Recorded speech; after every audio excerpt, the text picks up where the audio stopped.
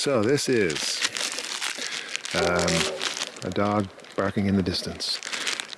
This is the pellets that came with a smoker from Amazon. So, let's take a look at these pellets. All right, they look like they look like little. They have paper on the outside and fuzzy packed insulation kind of stuff on the inside. And apparently they're good for burning in smokers. Well, I've only got 2 tiny ones. My theory, based on nothing, is that that paper burns off and then this poofs up and then it burns because it's compacted into this little pellet, I guess.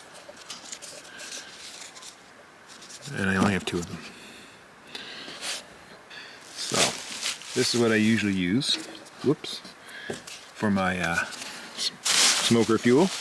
It's kiln dried wood chips that I've had for about 5 years. I got them in a compacted bag from Irving, I believe.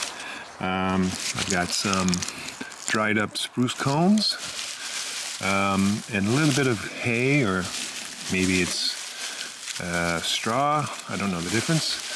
And I got a little bit of sort of thin grass. This is from my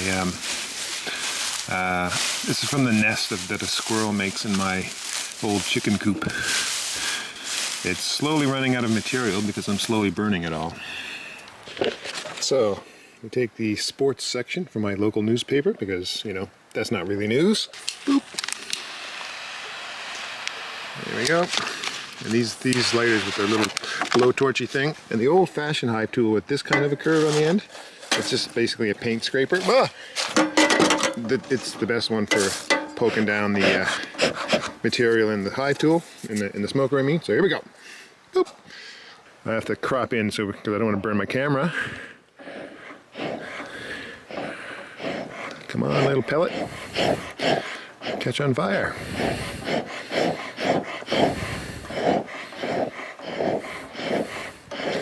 This probably isn't the best test.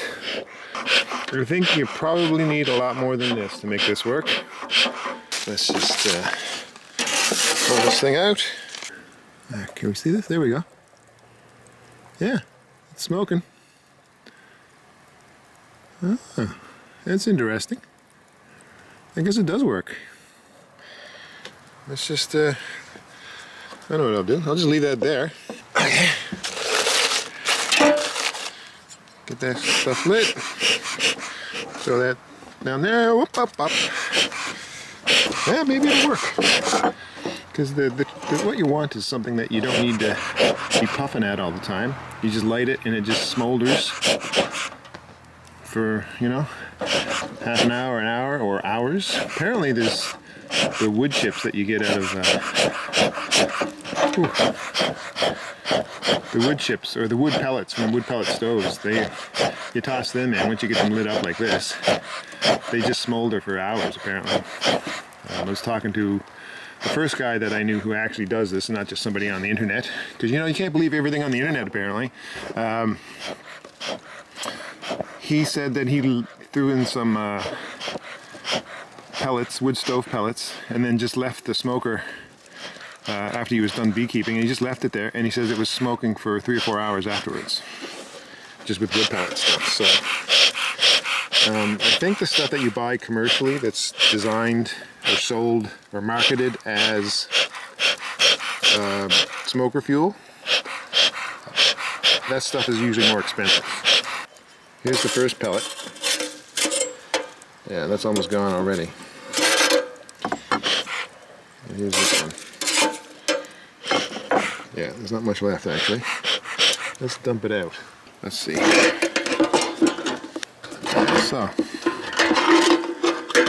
So here it is.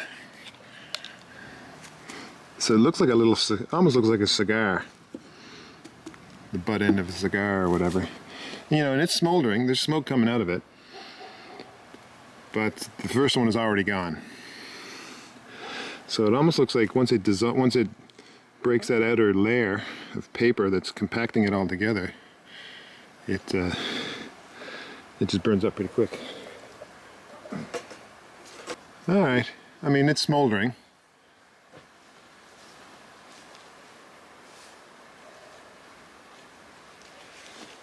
I wish I had some wood pellets so I could test out some wood pellets. So this stuff is smoldering, but you can see it looks like here's the bits of the first one, this gray stuff right here.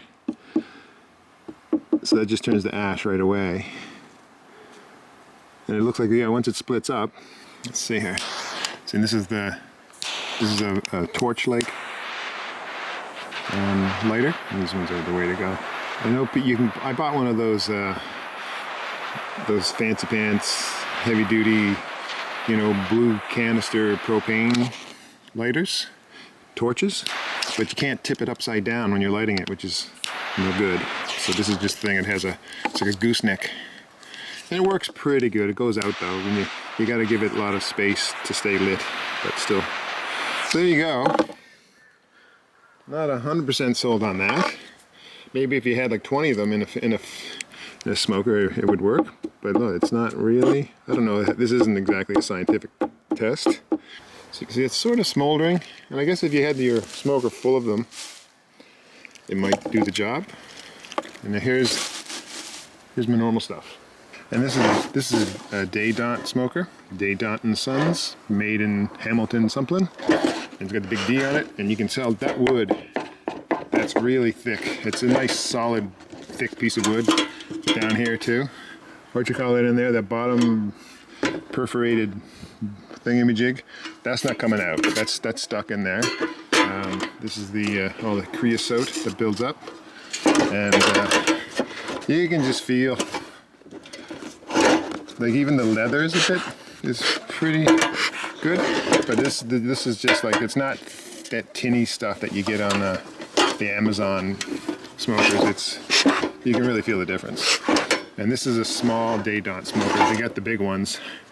And I think I originally bought the big one for like 80 bucks, but I sold it to a new beekeeper last summer, I think. I have this one, and then I have 2 or 3 other small ones that I've inherited from beekeepers who no longer beekeep. And all the other ones are sort of cheaper. But you can tell the good ones, just the metal. The metal is thick, like the cheap ones on Amazon are they feel like a tin can almost. Anyway, here's the nest from the squirrel. There we go. Maybe get it there. Is paper burlap. It's nice to have around. There we go. And then you get a good fire going, which I usually don't do. I'm just too lazy and in a hurry. And then you get it lit. So there we go. Just get that fire going. Oh, see, now I almost put the fire out, right? So you got like this. Woo! Hold on. Here we go. And see, this again. This is the good end of it. And you can buy these. They're sold as Hive tools, but basically you can go to any paint shop and get it. It's just for opening cans and scraping the paint scraper thing. There we go. And now something that I like, you see, all this stuff is probably going to burn up pretty quick. But you get something like dried up pine cones, and spruce cones. They're good. And apparently pine needles, dried pine needles are really good, but there's not many pine trees in Newfoundland, so I just don't have access to that. Here we go. See, now it's already gone out a bit, right? There we go. Boom. All right. Now let's just hold on. All right. This is just a bunch of. See, that's not going enough. There we go.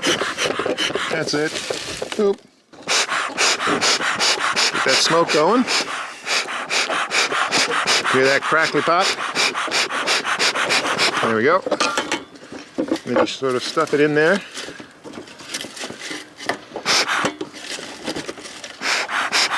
And then, see this?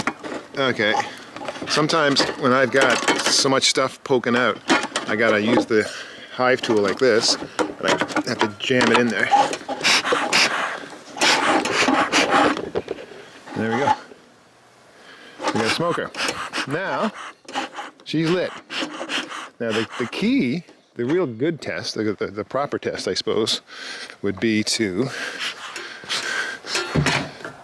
sit it right here and see how long it takes. See how long it'll just sit there and smolder. And I'm not going to do that. But that's pretty good smoke, right? So let's just say we got a smoker going. La da da.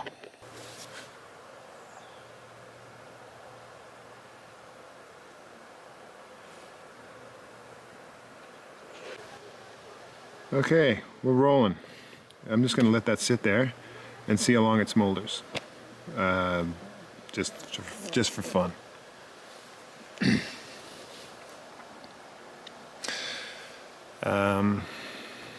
Yeah.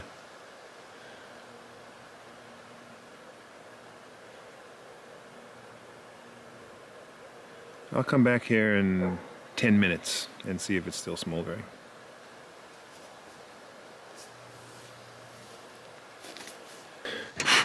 Oh yeah, still going. That's 5 minutes later. Yeah. And let's just take a look inside. Yeah, good, right? It's not all crispy yet. And so when the smoker does go out, sometimes you can just go like, you get the little, like just do a little like that. So you don't need to go whoof, whoof, just enough to get the embers, you know, slightly more lit. Because you're not really trying to create a fire. You just want to keep the embers going. And if you can't get it going with the top on, you just flip it up like that and just get more air in there. And boom. Right, so here's your frames, right? And they got the smoke is blowing this way, so I would just go even like that. See that? And you'll hear the bees. You might, if you hear a big roar out of the bees, that's usually not what you want. You just want the bees to move. And if they don't calm down, if they do roar a little bit, if they don't calm down within like 30 seconds, then you've kind of pissed them off. So you really gotta, you don't want roaring bees. You don't wanna, roaring bees are agitated bees. And they should just be humming. And you shouldn't see them jutting around like this. They're just walking slow. You might see a few of them a little bit slightly alarmed, and it seems that the more alarmed they are, the faster they move. So if they're all going crazy and they're walking all over the place, that usually means they're agitated. So which sort of makes sense. But you're gonna go whoop. Right. So anyway, this is a foundationless frame, and here we go. This is just a piece of plastic foundation, but you can use corrugated plastic or anything that you would normally, where the plastic foundation would normally fit in. There's a big slit up there, and it slides into this little crack down here, and you poke it in, and that's it. Or you could put what this is called a starter strip, and it's basically something for the bees to hang off of and to begin building comb from. And you can see that's what they've done here. They went right here, they hung off the starter strip, and then they just sort of hang. And you can even see, if you look closely, right here, there's a bit of a seam. And that's the main one right there. So the bees hung right here.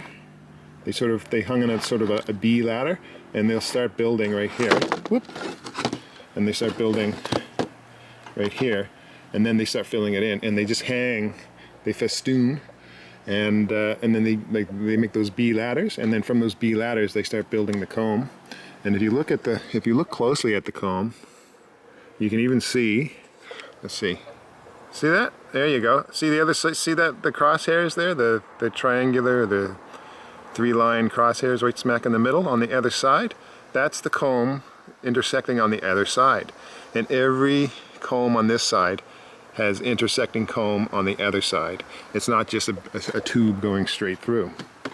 And it's more strength. It's just makes for a stronger comb. Also, don't know if this is in the books. Sometimes it is, sometimes it isn't. These combs, which are going to hold honey and nectar, you don't want that pouring out, or the bees don't want that pouring out. So it's not even like we as humans, we would just think, oh, it's just like this. It's horizontal, but it's not. It's actually slightly tilted so that the nectar falls into the comb and doesn't fall out of the comb. And so it's all just slightly tilted up. So it's just the comb is actually going whoop, whoop, like that, like a V. But you can't really see that. But that's another aspect of their comb building. Anyway, this is a natural foundationless comb, or some people like to call it a natural comb. If you look up Michael Bush, he's a beekeeper, and there's another beekeeper out of Arizona, and they talk about natural cell size, because the cell size that's imprinted on most of commercial foundation it's made to be larger so that the bees will naturally, well, not naturally, unnaturally make larger bees. And the logic is that larger bees can do more work and can take in more nectar and all this other jazz. But it changes the physiology of the bees to a point where some people believe that they're not able to fight off varroa and other diseases as they naturally would. Apparently the smaller cell size is harder for the varroa to lay eggs and for varroa to develop inside those cells, and that's why most varroa is laid on the large drone cells, because there's just more room and they're just bigger. Look at that, that's still smoking 14 minutes later. And this is not, see, still going. So let's just say you're doing some beekeeping, and you pull up your first frame, whoop-de-doo, boom, whatever, you hang it on your thing, or you throw it in the grass, whatever you want to do. You're walking in, and say this is deep into the hive, and you don't want to disturb or kill the queen, and you're not sure, she could be on any of these frames. The problem with mist, the only downside for me for you misting the bees, it doesn't drive them off the frames like smoke would. And if you have the queen on one of these frames and you just want to not have to worry about the queen, well, you get these frames out and you just go, I'll see if I can show it. Whoop, whoop. You just hit a little poof right down the frame, right down the crack of the frame, like a couple frames ahead to where you're going next, and just doot, doot, doot, doot, doot, doot, and just give it a poof. And the queen gets a whiff of that, and she's going to go right down. She's going to get out of there as soon as possible. She does not like smoke at all. So that's one of the advantages of smoke over mist. Smoke will drive the queen away, whereas mist, she might not even notice that, right? The smoke is still smoking. So that's one thing. So you got your queen, and you don't know if the queen's over there, so you just go, whoo, hey queen, go away, right? And you'll hear them foof foof, a little roar, whatever, but at least the queen is out of the way and you don't have to worry as much about, squishing bees and things. So, I don't know, maybe if this was full of pellets, they would smoke just as well. But again, I'll show you what I've got. I bought, probably 5 or 6 years ago now, I bought, I think it was a 50-pound bag, a 50 kilogram bag of compressed kiln dried wood chips or wood shavings, whatever this is. I guess it's shavings, but it's kiln dried. It's not just going to go poof when you light it up. And I also bought a bale of hay, and I just threw it all in here, which was my old chicken coop, and it's all spread out. And over there, there's the nest of the squirrel that just lives there and eats there sometimes. And this used to be just totally full, and now it's slowly disintegrating. So it's a mix of hay and pine cones that the squirrel brings in. And that's it. That's usually what I use, and it works fine. And I think the wood chips cost me $20, maybe $30. That's like 5 years worth of that. And I think the hay cost me, again, it was probably like $20. That was, again, 5 years ago or more. Anyway, this thing is still smoking. This is like 19 minutes later. And so there we go.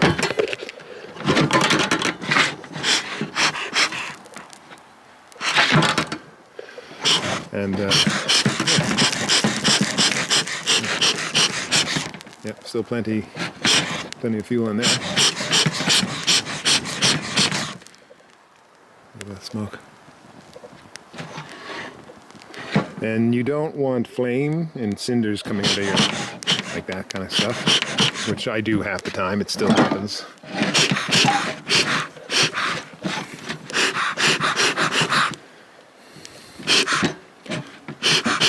So that's good.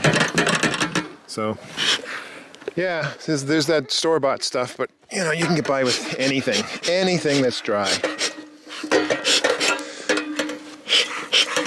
There we go. So that's not bad. Okay, well that worked.